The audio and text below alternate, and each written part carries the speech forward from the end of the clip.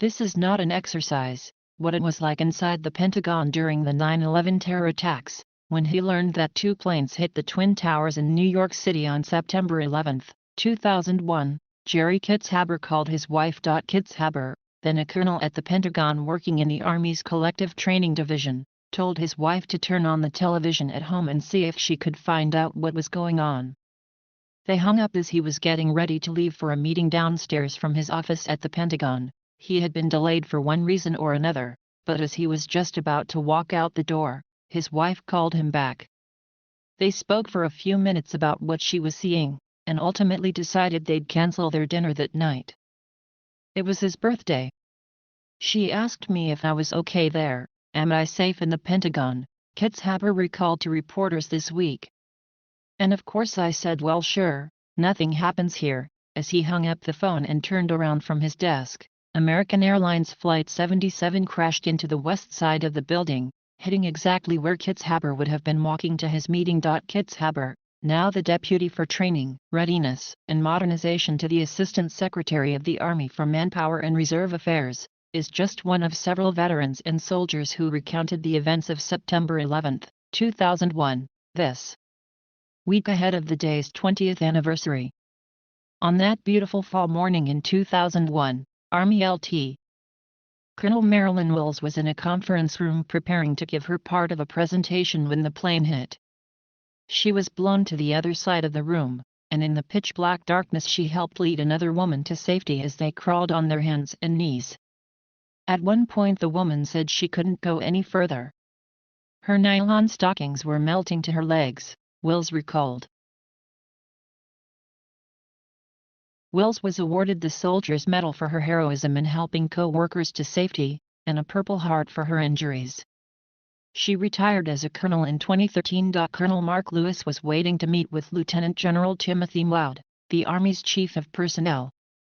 After he learned Maud was backed up with other meetings, Lewis was heading back to his desk when the plane hit. Maud, who Lewis said was a quintessential general, smart, focused, personable, and caring, was the highest-ranking service member killed that day. Colonel Roy Wallace, now the Assistant Deputy Chief of Staff for the Army's Personnel Office, was roughly 50 feet away from the path of the plane.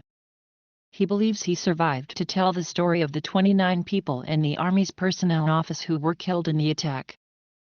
Wallace recalled the officer was wearing a polyester uniform that was melting from the heat and matted to him. Wallace and others picked him up and carried him to safety. Each of their stories mirror what happened that day in New York. In the midst of chaos, Americans stepped up to help one another, in many cases saving the lives of others.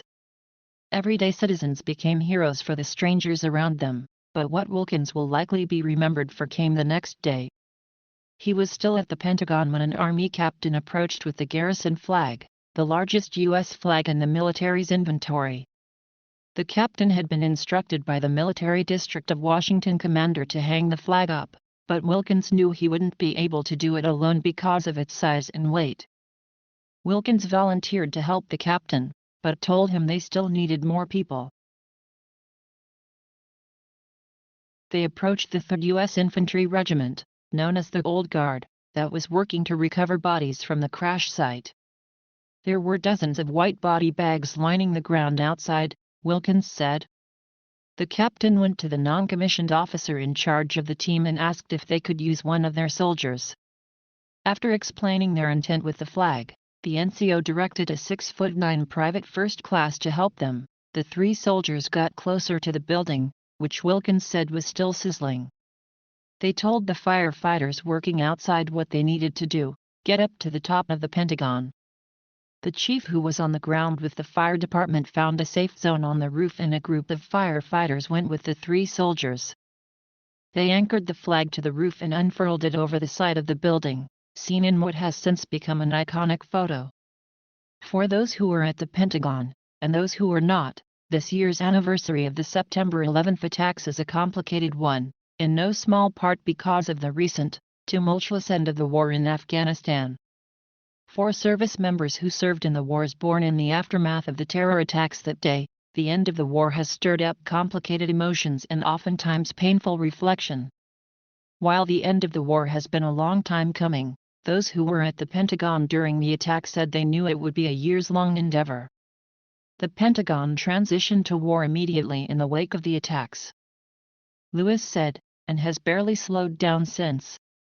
I was angry, Wills recalled after learning it was a terrorist attack. I just wanted to hurt someone. Who would do this to us? And I think like most Americans, we wanted revenge.